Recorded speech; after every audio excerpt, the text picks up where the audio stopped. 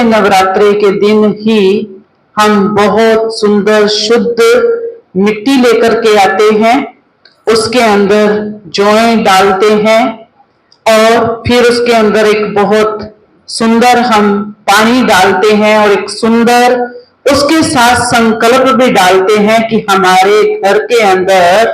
ये जो जौएं होंगे ये बहुत सुंदर होंगे, हरे भरे होंगे। तो ऐसे ही हम देखते हैं ये संसार एक कर्म क्षेत्र है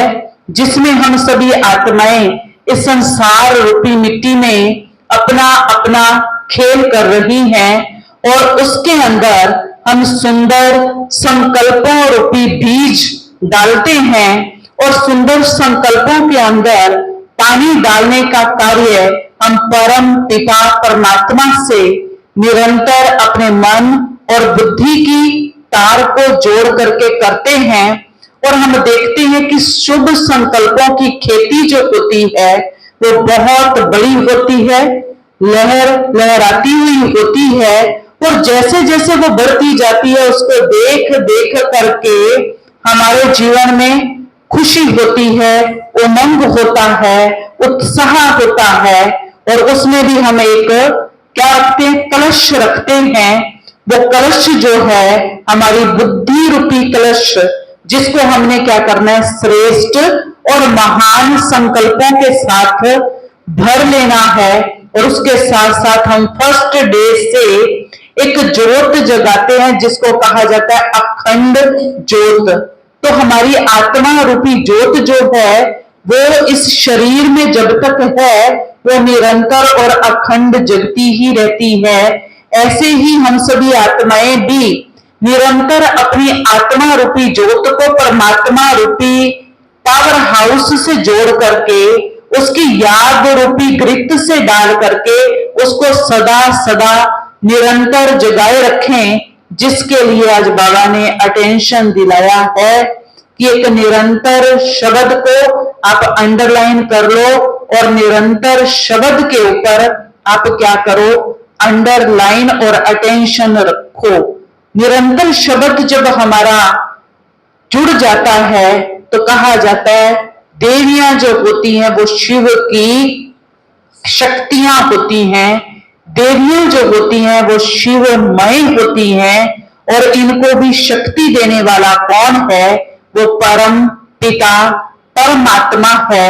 जिससे हमने अपने मन और बुद्धि की तार को जोड़ करके अपने आप को अनंत शक्तियों से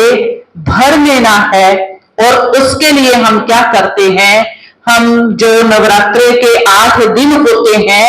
इस समय व्रत रखते हैं और व्रत कैसा होता है कि हम अन्न नहीं खाएंगे,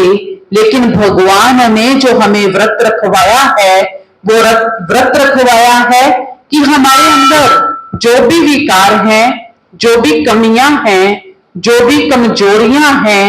इन दिनों में हम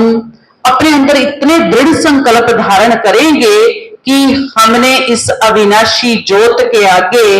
और उस शिव पिता से शक्ति लेकर अपने भीतर के सभी विकार, सभी कमियां और कमजोरियों को शिव पिता पर अर्पित कर अपने अंतःकरण को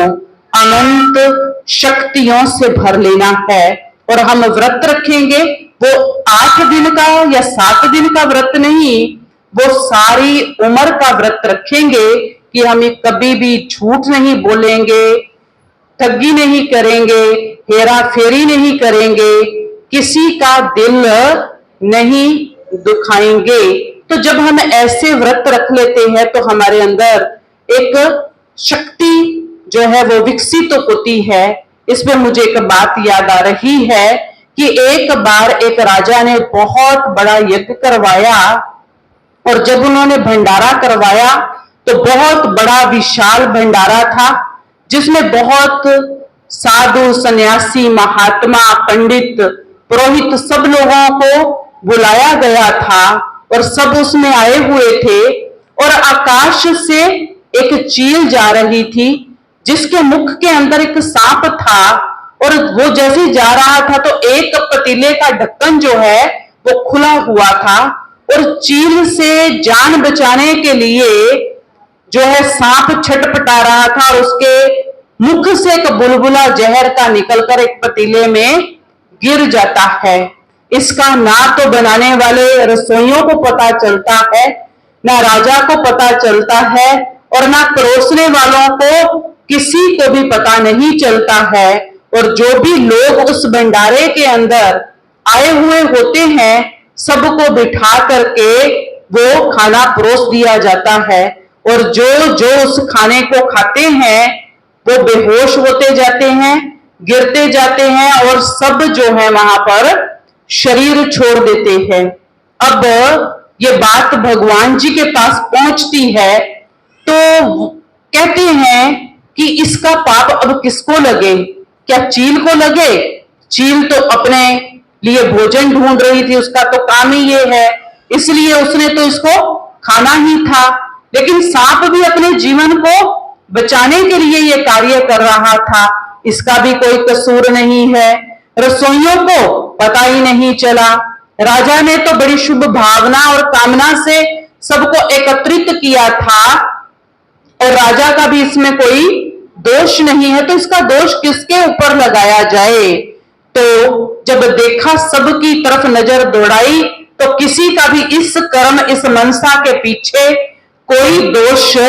नहीं है। ये सोच करके भगवान ने कहा कि इस कार्य को अभी आप ऐसे का ऐसे पेंडिंग छोड़ दो, फिर देखेंगे कि इसका दोष किस पर लगाया जाएगा। तो एक दिन उस राज्य के अंदर कुछ ब्राह्मण लोग आते हैं और वो कुछ स्त्रियां खड़ी थी, उनसे पूछते हैं कि राजा का महल कहाँ है? और वो स्त्रियां क्या बोलती हैं, अच्छा उस राजा के पास जाओगे, उस पापी के पास, उस हथियारे के पास जितने इतने निर्दोष सन्यासी महात्माओं को मार दिया। और जो बात आज तक पेंडिंग चल रही थी, सारा का सारा दोष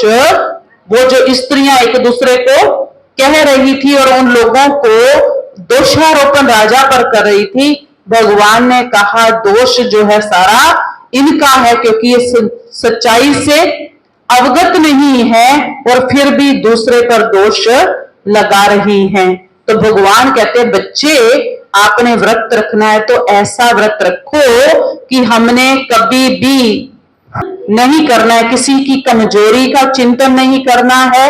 हमने पर दोष, पर चिंतन और पर मत पर ना चल के जो भगवान ने हमें ईश्वरीय मत दी है, हम उस पर निरंतर चलते रहेंगे तो हमारे जो ये व्रत हैं ये हमारे सार्थक हो जाएंगे।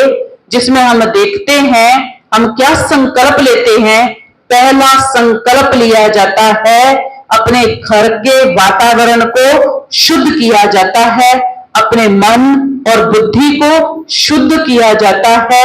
और घर में निरंतर अखंड ज्योत जला करके सुबह शाम आरतियां गा करके सारा दिन देवी मैया का चिंतन करके उसको अपने चित्त में समा करके हम क्या करते हैं, अपने जीवन को श्रेष्ठ और महान बनाते हैं। और पूरा वातावरण कैसा हो जाता है, माता की महिमामय हो जाता है। हम देखते हैं आज की माँ तो एक दो बच्चे की माँ है, लेकिन ये जगत जननियां, जगत माताएं पूरे विश्व की एक एक आत्मा की, छोटे बच्चे बड़े बूढ़े सब की मां कहलाती हैं। लेकिन जब इनको देखते हैं तो ये क्या होती हैं, कुमारी कन्याएं होती हैं। कुमारी कन्याएं होते भी ये सारे विश्व की मां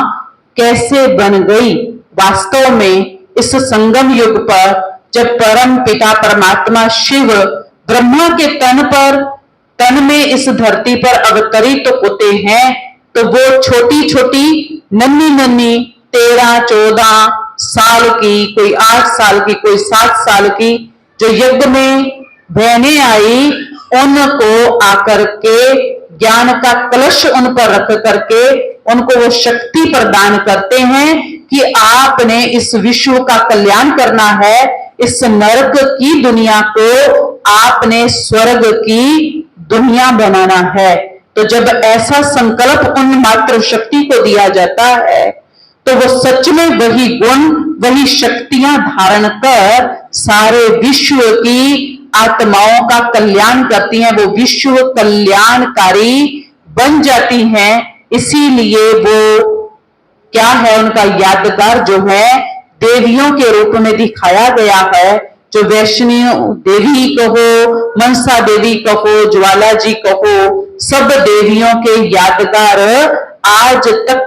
माने पूजे जा रहे हैं। कलयुग के अंतिम चरण, अंतिम घड़ी, अंतिम समय में भी उनको देवियां कह करके याद किया जा रहा है। देवी माना क्या?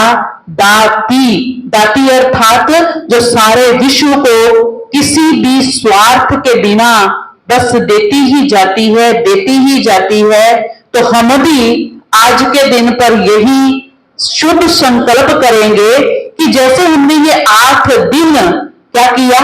अपने जीवन को बहुत शुद्धता से, तन मन धन सबकी शुद्धता को अपने जीवन में यूज किया, ऐसे ही हम निरंतर अपने जीवन को ऐसा श्रेष्ठ और महान बनाएंगे। आज के इस पावन पर्व की आपको दशहरे की, नवरात्रों की बहुत बहुत बहुत मुबारक हो, मुबारक हो, मुबारक हो। ओम शंकर।